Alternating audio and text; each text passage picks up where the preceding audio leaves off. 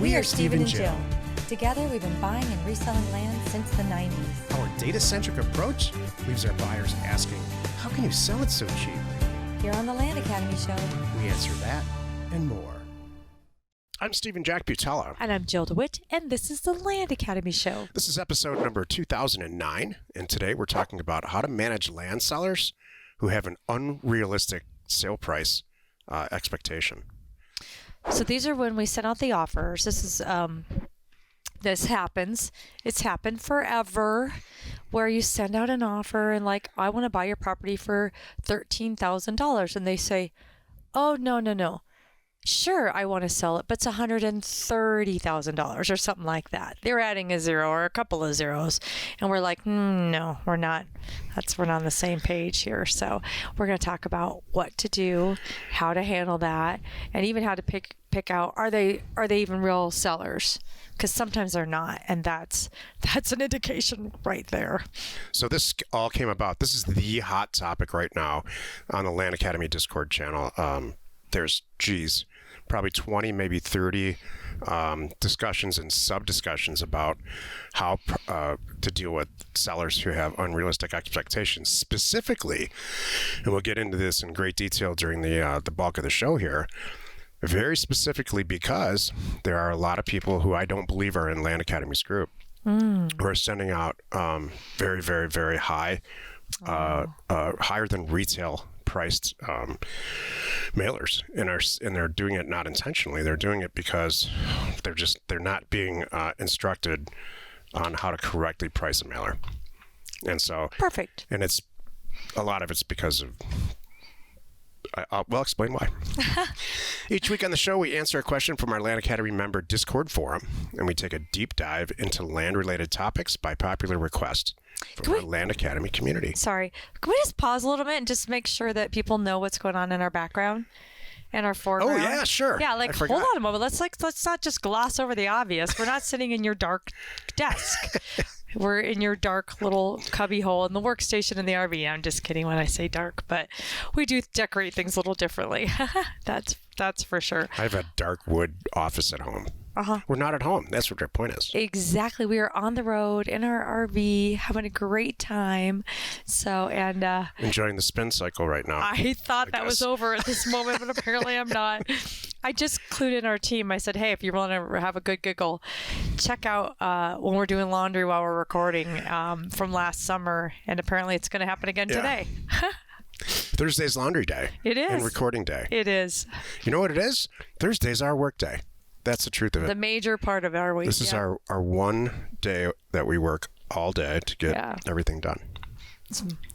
All right, let's take a question, Joe. Okay. So Yuri wrote, is anyone else seeing an uptick in sellers asking full retail, specifically within the last few weeks? I would usually just write them off as simply not motivated, but their expectations seem to be inflated by a large influx of overpriced offers. Oh, I have another reason why I just thought about it. Take your time, Joe. Thank you. I need to make a note there. Lately, I've been recording personalized videos to explain why their land is not actually worth gazillions of dollars. Hasn't paid off yet, but maybe they just need some time to come back down to earth. And then our sweet couple, Chris and Bay, Land Academy members, they wrote in a response like, look, we've been seeing this for quite some time. So have we. Mm-hmm. It happens.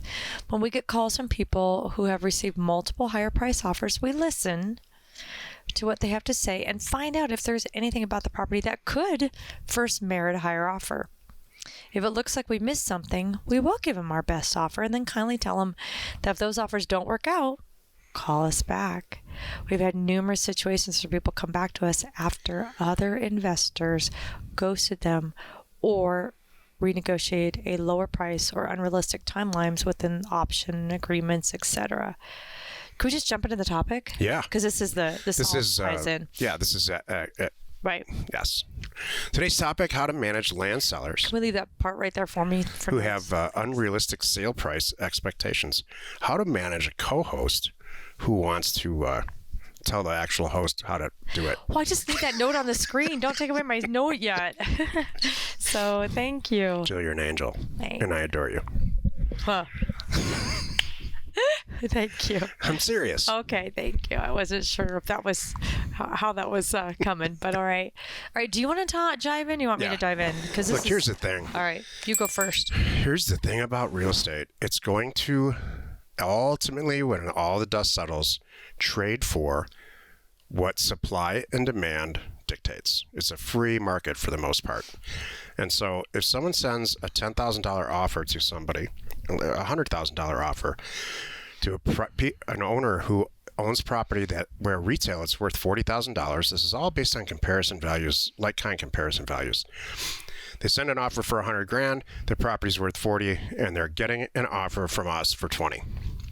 This is a very realistic scenario. So of course the seller's going to say, I just got an offer for $100,000 on this property. I haven't even given this property a thought in 10 years. So apparently it's worth $100,000 and I didn't know that. And that's great. So of course I'm not going to sell it to you for $20,000. That's the setup. So the issue is, how do you deal with it?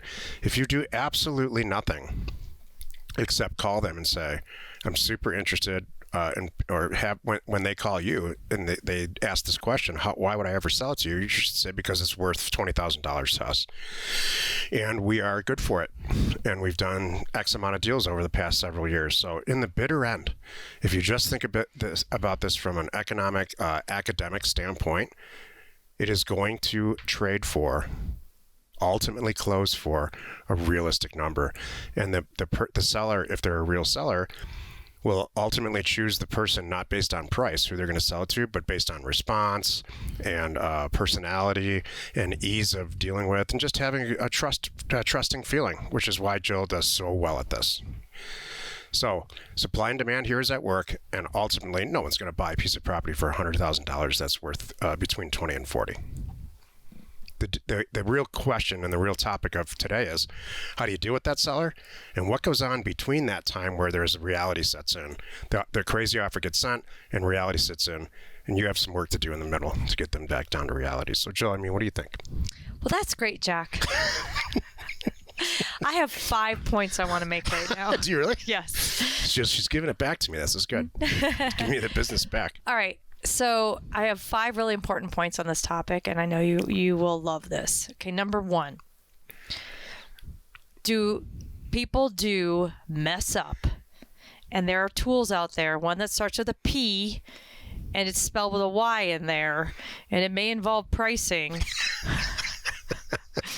If you're in my world, you know this website, and you know it's an easy button.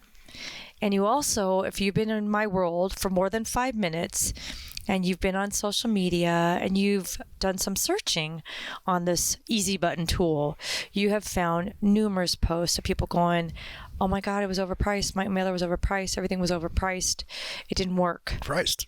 Maybe that's it. Yeah. And it's nothing against those guys. They came from Land Academy. They started with Land Academy. That's where they learned this whole business and decided to create this little side site. Brought it to us, and which is really sweet. But we're like, there's these 6 problems, and they decided instead of working with us, they just powered through. But I know there's lots of good stuff there, and so anyway, good. I'm glad they're still around. But the big picture is things like that happen. People either use an easy button or they don't necessarily know what they're doing. Are overpricing things, and what really happens in those situations is, again, remember how long I've been doing this. Those people will usually figure it out and go dark. That's what happens. So they'll come along. The seller's all excited right now. They got an offer and they haven't heard anything. You come along. They still haven't heard anything. I'm like, so what's going on there? So I'll tell you right now, in that situation, I'll give you my 5 things and then what to do. So in this situation, what do? I tell them, like, you know what? It kind of sounds like that person figured out now what I already know, which is this is what it's worth. And let's talk. And start that dialogue. And often it works just great like that. No, can you please repeat that? Because I don't understand. Okay. Hi. Hey, Jill, I got your offer. This is great. But, I'm still waiting to hear from this guy that said you'd give me $90,000 and you're only offering me $9. I'm going to say, let's talk about this for a minute, and I get more into the property, do my due diligence and talk to him about it. And then I go, look, you and I both know it's probably not worth 90. Yeah, I think you're right. And I think that the person's probably not responding to you because they realize too it's not worth 90. Yeah, I think you're right. I'm right here. I'm ready to go. Let's make this deal happen.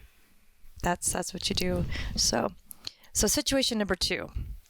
Maybe it's real.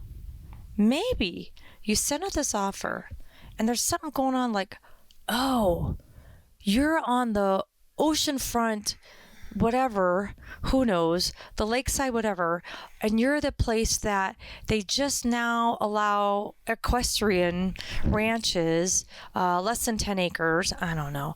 Like, and there's an Amazon and there's a this, and the airport's moving over there, whatever it is.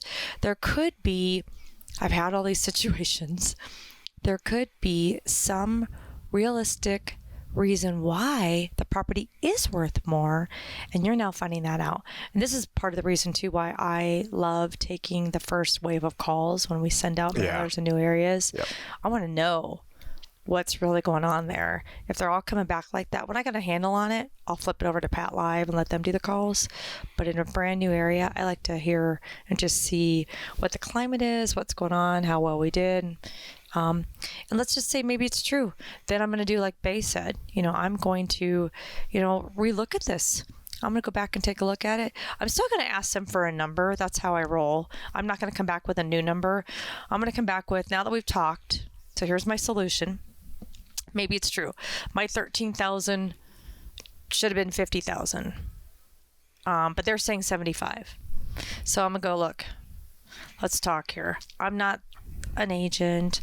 I'm not this. I'm not that. I get it. It's worth more than 13.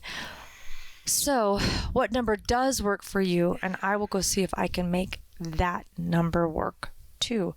Okay, well, you know what, Joe, let it go for 55. All right, let me get back to you. And they feel good. I know what's going on here. I'm going to go back and try to make it work. Maybe I can't. And I'm going to come back and tell them, the next day, whatever I work out with them. Look, I've spent the last 24 hours trying to make your 55 work. I can't, but I can do 35. And then proceed. Number 3. This happens often too. This is a big one for me. Well, I heard the neighbor down the road, he sold his for XYZ. He sold his for 99,000. Okay, let's look at it. Well, it has a barn, sir. It has a well, has a culvert, and it seems to be next door to the post office, or something like that. And they go, oh. So it could be a simple situation like that. And that's what you just do. That's why you don't just go, oh, and hang up on these people. This is a thing, and that person should just need to be educated, which is kind of what Yuri's doing. I make a video to educate them. If they're hung up on this guy sold it for this, and they think theirs is worth this because it's the same price per acre. But then when you go, well, tell you what, you put in the barn and the well and the culvert, and I'll pay you that too. And they go, oh, okay, all right, I get it. Now we're all on the same page. I go, yeah. So there you go. And that's how you solve that. And again, why you don't hang up initially, and proceed a little bit, find out. Number 4, one of the things that really helps me in these situations is, I'm real and I'm right here. Yep. That's what I was going to follow up with. I'm ready to go. I have the money in the bank. I can close in 10 days because I have an escrow agent that I love. And Susie over here at ABC Title is just waiting for me to call her back. I don't want these people to think that I'm buying up the neighborhoods. I don't say, I just did 10 deals on your street. I don't do that. But I just like to say, hey, I've done my homework. I'm ready. I'm excited about your property. I talked to Susie and she's standing by waiting for me to call her. And gosh, it's only, it's 11 in the morning right now. I bet I can get escrow open today. And then that really makes them think, look, you have a nebulous offer of fill in the blank. They haven't done their homework. You haven't talked to them, or you have talked to them and haven't talked to you in a week. They're obviously busy. They may, and I usually paint the picture that I think they probably figured out that number's not going to work. And usually they go, yeah, I think you're right. And I'm here and I will make it easy. And, hey, I'm the owner, whatever you and I agree on, that's the number that's going to be on your check. And man, I can maybe even do it faster. Let's see how fast we could do this. And I'll take care of the escrow. I'll take care of all the moving parts. So you can just sit back and think about how you want to spend your $9,000.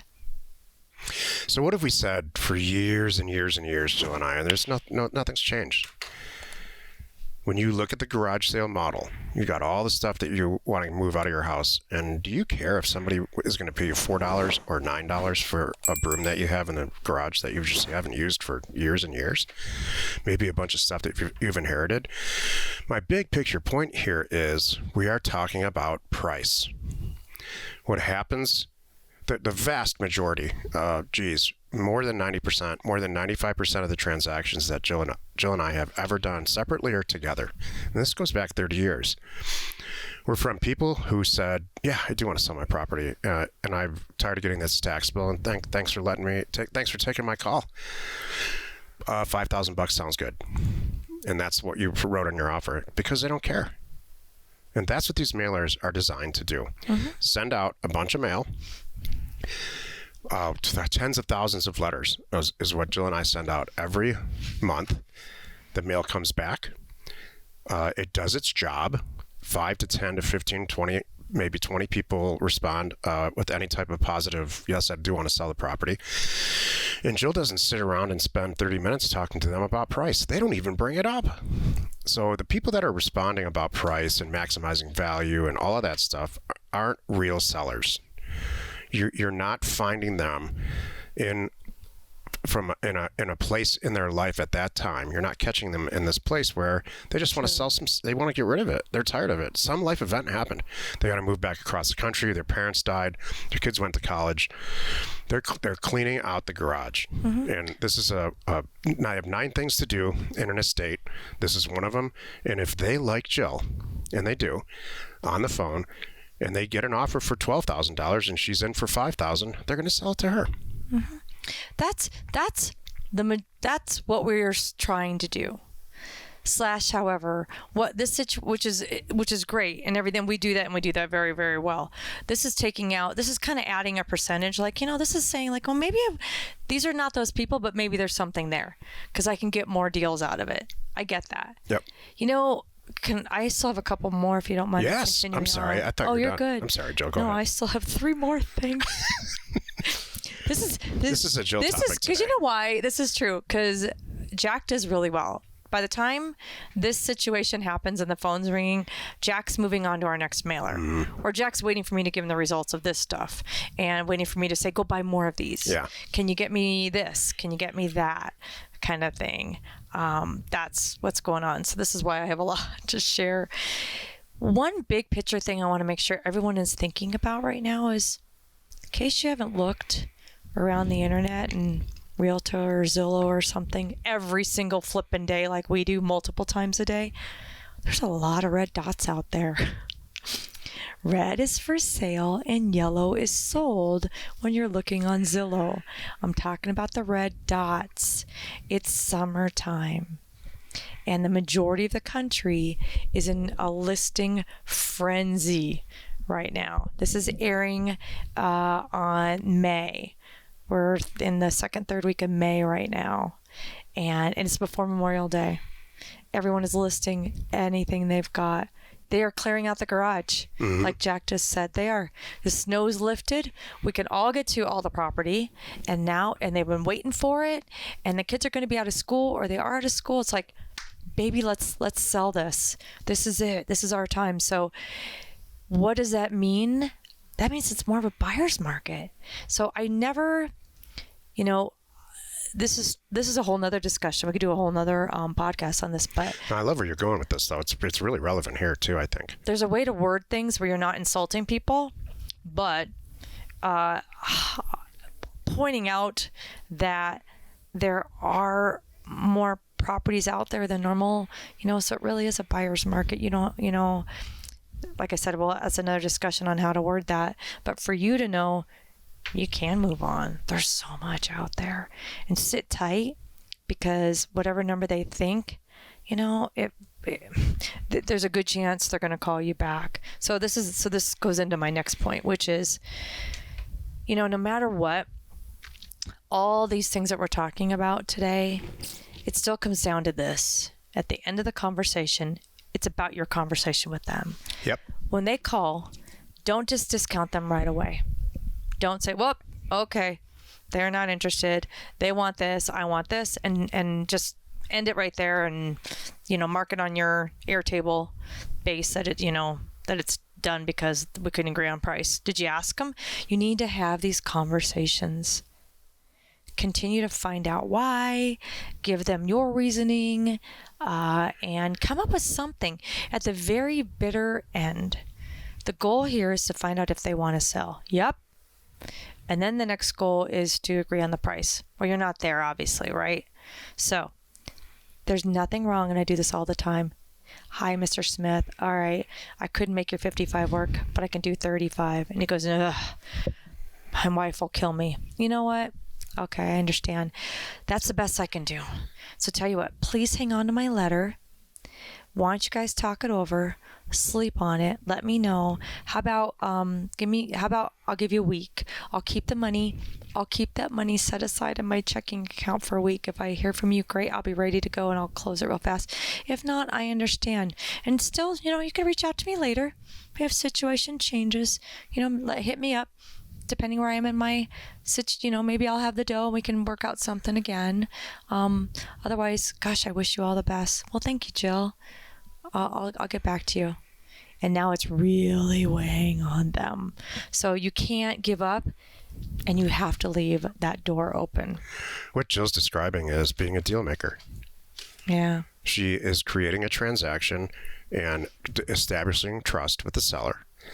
Because in a situation where there's a circumstance, there's 3 offers, they're staring at 3 offers, could be over the course of a year, and hers is the lowest, then you have to, it's what Kristen Bay said in the question, you need to establish a relationship with them, try to create a transaction, not make it all about price, and to make yourself available and say, when you're ready to sell this, and talk seriously about what you think the realistic value is and what we're going to offer for you and close within 10 days, please keep my number because I'm real interested. That's all you can do. And I don't mean doing it that quickly. By the time Jill gets off the phone, she knows where their grandchildren are going to school. I'm really serious. She's a deal maker. And so let me make this point too. Think about, have you ever bought a car or thought about buying a car? And all of a sudden, you're driving around in your old car. You don't have the new car yet, or maybe you do. And you start seeing the same cars in different colors. You never saw those cars before. I had a marketing class in college in the 80s. And the advertisers know about this phenomenon. So how many Toyota commercials have you paid attention to lately? There's a lot. Or Ford. I have Doesn't not. matter. There's a ton. No, this is a good game. But I don't ever pay attention to them until I start thinking about buying a Ford. Then those commercials become incredibly relevant. I start thinking about price, and so my whatever life event happened about me wanting to buy a Ford, it happened. Maybe my old car died. Maybe Jill got sick of how she looks in the old car. So something happened to trigger my interest in buying a car. So now I'm paying attention to all the other Fords around. I'm looking at colors. I'm doing research on the internet, and I'm paying attention to commercials wherever they might be finding me. That's the same thing with land. It's the exact same phenomenon. You send out all this mail. Nobody cares really until they do care. Then they want to act. They want somebody to pick up the phone and say, I really want to execute this thing because I do want 10 grand. And all the other people that sent me $30 and $40 and $80,000 offers haven't called me back. You need to be that person in their mind that said, oh, I remember talking to Jill. So that is what a deal maker, a professional corporate sales deal maker, which is what Jill is. That's why this works for us. I got to pause for just a moment. She's got number 7 written down. Like, you would actually buy, wait, what would you say? You're looking to buy me a new car because the old car makes me look fat? That's what she got out of that. Exactly. You see what I'm saying? I'm like, what? Okay, wait. I do want to pause here. This is kind of a funny thing about the commercials. I want to take a little sidebar. What commercials with your Toyota commercial? I bet your favorite Toyota commercial, I don't know if they still run it, but remember that one where it was like, dirt bike. Maybe it was a Honda. It was Honda. Oh, that was a great commercial showing the Honda motorcycles and a rail and all this stuff out there and their CRV, whatever that is, out in the dirt. I'm sure that caught your eye. I'm trying to think what commercials are on that I perk up to right now. You perk up to new models. So whatever, Jill's a new model. She's really the interested Lexus. in whatever's new. Oh, that new Lexus. I'm exactly the opposite. That's got my attention. You don't really see commercials for like jewelry. That kind of stuff's not. They hits me in different ways. And clothing, it's there, just hitting me in different ways. That's right. So, but it's still the same concept, and that's what this professor was talking about back in school. You decide first. Yeah. All right. There's a bunch of noise going on and all kinds, especially now with the internet, so much noise. And that noise isn't going to get you to start thinking about, maybe I should get a new Honda. Everybody thinks that. Everybody thinks that marketing is getting you to do something you don't really want to do or don't need. And I don't think so. I think that it's the opposite. You decide for whatever reason that you want to look at a new Honda. It could be a show you're watching. It could be, for me, I'm actually literally buying a new motorcycle and another motorcycle because of the show that I watch on YouTube, and I'm getting the same one for a bunch of reasons. So that wasn't advertising. That was something I dug up myself. It was super interesting, and I started researching how much it costs. It was way less than I thought, and what the thing can do over other motorcycles. So now I've chosen. Now I'm out there. Now I'm actively going to go seek it out, try to get the best price, and make a decision. And it's the same thing. That's what these mailers are designed to do. I didn't copy this from someone. I came up with this. So everybody else on the internet, out on the internet, every single other person on the internet who's attempting to instruct you on how to send mailers, learn from us. So we know what we're talking about. We're the experts in this field. I don't like to toot my own horn, but 30 years of deals is nothing to sneeze at. It's getting busy out there, and that's why these mailers are overpriced. The instruction that people are receiving is incorrect. Everybody wants an easy button, and so I'm telling you, it will, in the end, work itself out. The question is, what do we do between now and when it does work itself out? You're saying, like, look, there's a lot of people out there that are hearing our noise, which is not a lot of noise, but hearing like, hey, there's people making money flipping land. Yes. I'm going to do it, and I found an easy button. I don't even have to do anything, and I just pop it in here, and then it just spits out mail, and then this and this and this. Yeah, it does gunk up stuff. And unfortunately, you're right. It won't work. It will work itself out. Grossly overpriced mailers that people are that sellers are receiving they're coming from those other mail campaigns. They're not coming from Land Academy members. Let's talk about this for just a second. Let's just imagine they're sending out all these offers and they're buying things for $80,000 to sell it for $100,000, right? How many times is that going to work? Right? Exactly. Exactly zero. That's what I'm trying to say. Work with me here. It's going to work itself out, like you just said. You're right, because they're going to buy for 80 to like oh shoot, I'm selling for 100. Now I got an agent. Oh man, and he's taken 6 or 10% of this. Who knows, And now I'm going to be like, well, I made $2,200 by the time I did escrow and the agent and all this stuff. Yeah, that didn't pay for their mail. Right. So it will work itself out. First and last mailer. That's a really good point. First and last mailer, and they will never, they have 2 conversations. Here's the scenario. They send out all this mail. It's grossly overpriced. Yeah. It's their first mailer, possibly their second. They didn't get instructed by us. They don't realize how important the deal-making component is to all this, because they've heard from a 22-year-old whomever on the internet that it's really easy. You just send a bunch of mail out, you choose the ones you want, and you use priced, or you use whatever pricing concept is out there, and you don't have to really talk to them or develop a relationship. It's easy. I bet people are even pricing based on assessed value. I bet they're just going with something like that, like really not taking the time. It breaks my heart. So Jill, that person, that seller, gets a bunch of junk offers like that, and then probably never have a conversation. Our Discord channel is packed full of stories where, the seller called me back 6 months later. I was the only one who actually returned their call when they called, and I sold it. And I bought a property for $30,000 and sold it for $90,000. Yep. If you check our Discord, if you're a member, check our Discord channel, look that up. There's tons and tons of examples. It happens to us all the time. So the Jill component to this is imperative.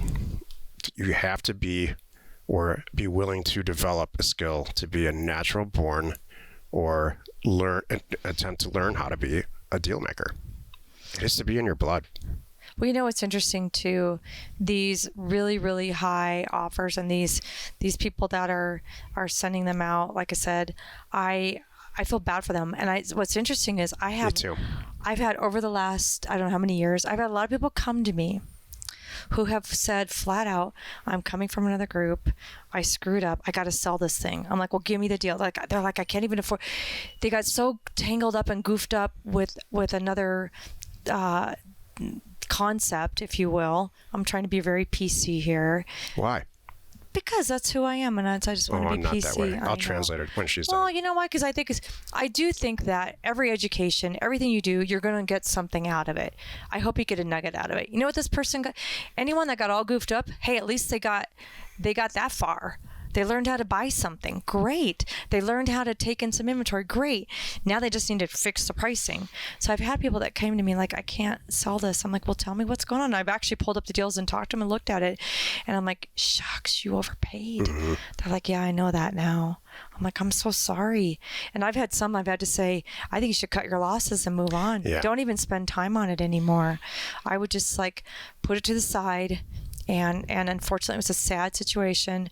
Join Land Academy. I won't let you do that. You know, if you ask us to look at something, which we do every single week for you, we'll look at it and help you with those tough decisions where you're like on the fence, like, whew, am I making a good decision? Would you do this deal? And boy, we would. So. If you have if you are in another group or two, another land investment group out there, and you are stuck with a few properties, and please join Land Academy, and I will tell you, we will put some system in place or help you, not Jill and I personally, but we will arrange for somebody on our team or our ambassadors or something to look at these deals and make a serious, strong suggestion about how you can get out of them fast. Oh, that's true. I'm not saying you're going to make any money on it. In fact, you're probably going to lose almost in all cases, but you're going to get something back out of it, and you're going to learn how to do it the right way. Mm-hmm. That's very true.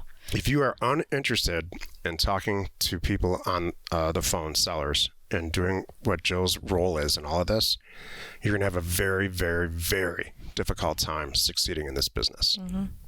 You know, back to this topic too, one of the things about they have these so how to manage sellers who have unrealistic sale prices, right?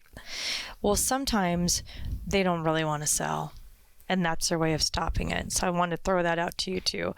It's not a large percentage. I'm going to say it's less than 5%, because those people who really don't want to sell, they don't call you anyway. They get it, they giggle, they throw it away. That's it. It's in the shredder. But so the people, there's less than 5% that do call you. They're obviously really bored, but they really don't want to sell. So their way of saying no, thank you, is giving you this really astronomical, I call it a make me move number. So what's your make me move number? Your make me move number is like, you know, it's my childhood house. I don't ever want to leave. You know, it's third generation. My great great grandfather built it. You know, it's cool, Yellowstone. It's Yellowstone, and let's just say Yellowstone, the ranch is worth, you know, I don't know, $800 million. And they come back and say, make it $1 billion. You know, you're like, oh, hold on a moment kind of thing. They don't really want to sell. So I want to just remind you too that sometimes, and that's your job on the phone, is to talk to them, get to the bottom of it. And how do I do that, Jill? I ask them, okay, wait a minute. I sent you an offer for $13,000 and you're saying $313,000. What am I missing? You know, look, Jill, I'm sure you're a very nice person, but I did this to the property. It's been in my family for this long. My kids now live on the 20 acres over here and another kid on the 20 acres over here. You know, we've got it all iced out with our estate, you know, fill all of that. They don't want to sell. And I knew that, and that's how you do. You just ask them and they will very nicely tell you. Then that's not the situation that you would say. You would say, well, if it changes and you want $13,000, call me. I would just say, okay, I get it. I understand. Here's another point. Good for you guys. And I'm glad you have it in an estate and you guys are all, squared away and your family's all squared away. I'm like, that's awesome. Here's another point. There's 150 million properties out there. Yeah. That's a literal number. There's about 155 million APNs, assessor parcel numbers, in the USA. Some of them are skyscrapers. Some of them are houses, apartment buildings, and everything in between. The vast majority are undeveloped rural vacant land, or just vacant land in general. I devised about 4 or 5 years ago the red, green, yellow test, which essentially says, and I'm not going to get into a lot of detail, there needs to be more property sold, a lot more, in the last 12 months than there is for sale. If in a given zip code there's 2,000 properties for sale and 4,000 have sold in the last 12 months, that market lends itself pretty positively to sending mail there. What that has done, and people have taken my red, green, yellow test and regurgitated that to their constituency. Other people who feel like they're qualified to instruct this stuff have regurgitated this concept, and it's caused those zip codes that pass that red, green, yellow test. There's 33,000 zip codes, I think, 26,000 zip codes, and it's caused more traffic in the places that pass the red, green, yellow test. It doesn't mean you can't make tons and tons of money in places that have a 1-to-1 ratio. 10,000 or 2,000 properties sold, 2,000 properties for sale. You will get little to no competition in those areas. And better yet, if you're in an area that's really rural and you can get some amazing bargains where you just have to, you're buying it for 20%, less than 20% of its value, and reselling it very quickly in a place that would never pass the red, green, yellow test, but it's such an amazing bargain for the person that you're going to sell it to, you're going to do fantastically well. You have to get creative with this. You have to say, okay, this is happening now, just like the person who said the question earlier in the episode. Have anybody noticed that this is happening lately? Okay, great. So how are you going to, what you should be saying to yourself is, there's 2 ways you can look at it. Number one, well, I guess it's over then. I guess the party's over. Everybody found out about it. Or you can roll with it and adjust, which is obviously, people who have longevity adjust with stuff. I've been taking these calls for over 15 years. Well, in this situation, I'm here to tell you it's been going on the whole time. Absolutely. So I just want to point that out to you real quick. Let me give you a fact. It's not new. It's been going on. They automatically have their own inflated numbers in their head. So I just want to point that out. It doesn't necessarily mean that somebody else is wrecking your county. That's not always the case. Again, like my farmer or my whatever. Well, how about here? That's a perfect one. Like, well, my neighbor sold his property for whatever. Okay, sir, that's agriculture. That's actually being farmed right now. It's not the same, price per acre. What that's worth and what yours is worth is very different. I didn't know that. Yes, it does make a difference. And so there you go. I want to float another scenario by you, because this happens too. Like, what if, Matt, you're working this area, you find some deals, this exact situation happens, and you sent out 10,000 offers, and you bought 5, right? You went through this whole thing. It took you weeks to get these 5, but they are rock star 5. You're like, I got them. Everything worked out positively. You're all excited. But you take a step back and you look at them and go, you know what? These 5, holy cow, I can't believe how fast they sold. Yep. Huh. Let me think about this now. Those people that I talked to 4 weeks ago that I said, nope, nope, nope, nope, and nope. Knowing what I know now with those 5, and I'm going to go back and look at these and see how close they are. I found this pocket.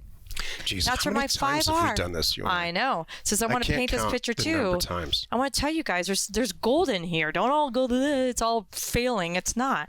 So you have this pocket. You had these 5. They sold faster than you ever expected. You've got the team built up. You have an agent that you love because he's sold them all for you. He's got a healthy buyers list, and he's right now going, I need more. And you're like, you know what? I'm going to go back. So maybe too, those people that you thought you wrote them off as unrealistic prices, you're calling them back now going, you know what? I dug in at my 13,000. I want to talk to you more about this. Let's have a conversation. And maybe you come up and maybe they come down. And now you're 13,000, maybe it's 50. Why? Because they sold for 90 in 2 weeks. And if I knew, so what? I'm not doubling my money, but I'm going to make an easy $30,000 when I back out all my costs, right? And I can do it in 2 weeks and buy 3 more. I might do that. It was unrealistic a month ago, and now it's realistic. What Jill's describing is a responsible adult entrepreneurial business owner. You're taking a look at a situation. It's pushing back at you a little bit. The same thing that you've been doing for the last year seems to be not working as well as now than it did then. And so you're going to start to think creatively. This is what business owners do. This is not passive income. This is not I just want to make $1,200 more a month to pay my mortgage. That's not what this is. Yeah. This is a long-term commitment as an entrepreneurial business owner to make intelligent decisions so you can be independently wealthy. True. At about the 24 to 36 month mark. That's what this is. That's what this business is. And I can tell you, as sure as Jill and I are sitting here, 24 or 36 months from now, this business is going to look different. Mm-hmm. There's something else that's going to happen, and we will turn it into a positive thing for us. And figure out how to roll with the punches and make it great. I'll give you a great example. I love that. So Jill and I are in Southwest Colorado right now, and we're in just this gorgeous RV park, and we came in and set up camp. I guess it was 2 days ago or 1 day ago. It doesn't matter. And people were parked their rig, what I think is a little bit too close. But we parked. We were here second. They were here first, so we adjusted. It's kind of like they're a little over our line. We laughed, and my dance area, your dance area. It's kind of like that. We laughed about it. Every time we saw them, we waved, and it was all good. And so we woke up this morning, and they left. And then Jill and I looked straight into each other's eyes and got our clothes on as fast as we could and got out there and moved all the crap around. So the next person that shows up, now we win. That's what needs to happen in your land business. It's still on our side of the line. But it's just laid out a little bit better, let's just say. Their picnic table's in a different place and some other stuff moved around. Yeah. It's not... That sounds kind of funny. Did we break any laws, or is it unethical? No, it's not. But that's real. But we didn't even have to say a word to each other. That's what cracks me up. Yeah. We're that much on the same page about it. Like, they're leaving. Let's go. Quick before somebody else comes. That's so good. Thank you. Jill, you have something inspirational to share after this topic. I just wanted to make a little comment about how well this is going with my ladies group.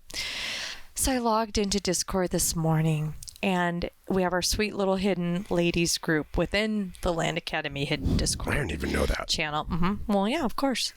And they are organizing their own book club. And of course, they're not reading social books. They're reading books to better themselves, better their business, be better buyers, be better at fill in the blank, just communicating with people. And I'm so proud of them. So all I wrote was, I chimed in and I'm like, this is great. Can I come? And how can I help? That's the way it should be. I was interviewing today for a new position within Land Academy. And the person I was explaining, who we are and what we're all about.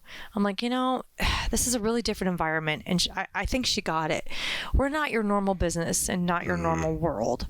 I'm not here to sell you my education program like I'm selling you a book. I'm not here because if I'm selling you my book, you just buy my book and that's it. We never cross paths again.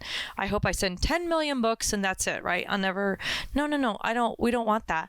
I only want to sell the exact amount of education programs it takes to keep our exact community working like it is now. That's what I want, Joe. Tight, helping each other. She's almost like, what? I'm like, yeah, no, we help each other. We do things with each other. We go look at properties for each other. We offer solutions for, I have an escrow agent who can fix that. We, fund deals for each other. She's like, what? I'm like, yeah. No, I said, so it's not even that Land Academy, the company, is like a family, but Land Academy, the community, is like a family. And thank you to the sweet women who are making it better. I want to help whatever you guys need, and I thank you to all of the members that we've been doing more podcasts with, some of our longtime members too that have been with us this whole time. I'm so happy, and it's working out great. So what would you like to, do you have something you want to share today with us? Yeah, I've been in this business for 30 years, buying and selling land since 1994. I've seen a lot of changes. I am not patting myself or congratulating myself in any way by saying this, but I've caused a lot of the changes. There were always, I can't think of a moment when I look back and say, wow, that worked great. And then been upset about it. Like, oh, geez, those are the good old days. We could just send out this amount of letters and then they would come back. The truth is, in 1994, there was no such thing as Google Earth. And the huge challenges back then were how to do due diligence on property. We literally had atlases, had 50 road atlases in a book on a bookshelf, and we would try to find the properties that way through meets and bounds and order plat maps and wait for them to come in the mail. So while we're successful and have been successful every single point all the way through that, excluding around 2009 when there was just a halt in the real estate industry as a whole. But even then, we made that work for ourselves. There's always issues like this. There are no technological issues any longer in land. You can get the answer to a question that you have about a piece of property probably inside of 30 minutes if you really know how to do it. So great, check. We know where every single property is now. We know what the dimensions are. We know who owns it. We know if there's liens on it. We know it. In most cases, I would even venture to say, correct me if I'm wrong, we know more than a title agent would find out about a property during a closing. Correct. In our due diligence period. Correct. And so there's a ton of things that are amazing about the industry that we're in now that are way, way, way better, and they'll continue to get better. There are things that now, but it's more competitive. Why? Because all these tools are making it a little bit easier. So my answer to that is Jill. Now there's a personality component that is more important than ever in creating a relationship with these people and getting a deal done. That was non-existent in the past. In the distant past, somebody would sign a purchase agreement, send it back. For $500, and then I would close the deal. I would not even, at a certain point, I stopped trying to find it because it was so cheap and I knew I could sell it for $1,500. And so those days are pretty much gone. And does it make me sad? Absolutely not, because now we're doing fewer deals, doing better, way better deals, more profitable transactions. Jill has to work a lot less. There's a lot fewer people that she has to talk to. Our staff is smaller, but it's better. Mm-hmm. So everything changes. Every single thing changes. So the topic today is just one of the most recent changes. Mm-hmm. So if you're the kind of person that's going to say, and I was real serious about this earlier, well, I guess it's over. There's too much traffic. Too many people are sending out mailers. Think about how many real estate agents are trying to sell one house in any given zip code, how saturated that is. This business isn't even close. Or you can do what we do. You just roll with the changes constantly and make a positive out of whatever's going on out there. That was wonderful. Join us next Wednesday for another interesting episode. You are not alone in your real estate ambition. We are Jack and Jill. Information and inspiration to buy undervalued property. We hope you find our content valuable and we appreciate your support. If you have not already, please check out our channel and hit the subscribe button. And your comments and suggestions help us to create the content you're here for. Hitting the like button helps to support our channel's algorithm and gauge your interest for future shows.